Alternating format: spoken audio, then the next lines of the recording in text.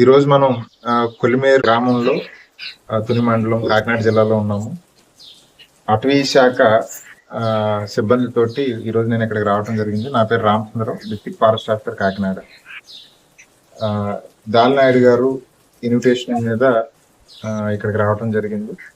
ఈ గ్రామంలో పిచ్చుకల్ని రక్షించడం కోసం, సంరక్షించడం కోసం, వాటికి ఆహారం నిమిత్తం ఈ గ్రామ ఆడవారు అందరూ కూడా ఒక యాక్టివిటీని గత 4 సంవత్సరాల నుంచి చేస్తున్నారు.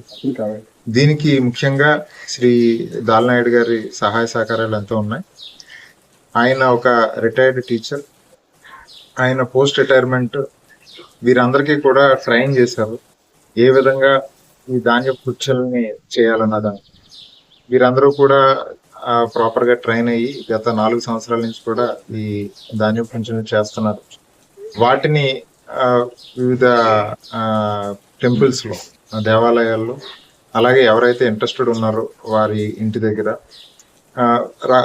వేర్వేరు ప్రాంతాల్లో వీటిని వేలాడదీయటం జరుగుతుంది. తద్వారా పిచ్చుకలు, మిగతా అన్ని పక్షుల్ని కూడా వాటికి కావాల్సినంత ఆహారం లభిస్తుంది.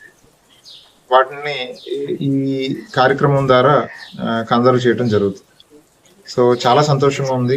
సుమారు 40 కుటుంబాలు ఈ కార్యక్రమంలో ఉన్నాయి. వారు డైలీ చేసుకునే యాక్టివిటీస్ తో పాటు ఇది సప్లిమెంట్ చేస్తూ ఈ యాక్టివిటీ చేస్తున్నారు. ఇది కేవలం ఏదో కమర్షియల్ యాక్టివిటీ కింద చేయట్లేదు, ఎంతో భక్తి శ్రద్ధలతో చేస్తున్నారు, ఎంతో నిష్ఠతో చేస్తున్నారు. అది ఇంకా చాలా సంతోషాన్ని ఇస్తుంది. ఎందుకంటే వారు కేవలం ధనార్జన కింద చూడట్లేదు. నోరులేని జీవాలకి వాటి బ్రతకటానికి, ప్రతి జీవికి బ్రతికే హక్కు ఉంటుంది. సో నోరులేని జీవాలకు కూడా బ్రతికే హక్కు ఉంటుంది. వాటన్నిటికి కూడా సహాయం చేస్తూ వీరు డైలీ యాక్టివిటీస్ తో పాటు ఈ సంవత్సరంలో ఒక 4-5 నెలలు ఈ కార్యక్రమం చేస్తున్నారు. సో ఈ రోజు నేను డాక్టర్ రెడ్డిస్ ఫౌండేషన్ వారి ప్రతినిధులు కూడా, వాళ్ళని కూడా ఇన్వైట్ చేయడం జరిగింది. వారు కూడా వచ్చి ఈ యాక్టివిటీని చాలా అప్రిషియేట్ చేశారు.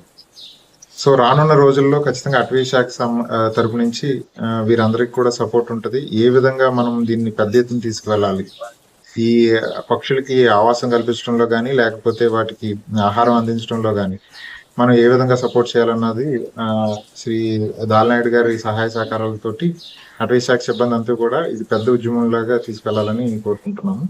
ఈ కార్యక్రమంలో అందరూ కూడా, ప్రజలు, స్వచ్ఛంద సంస్థలు అందరూ కూడా ముందుకు రావాలని కోరుకుంటున్నాం. ధన్యవాదాలు.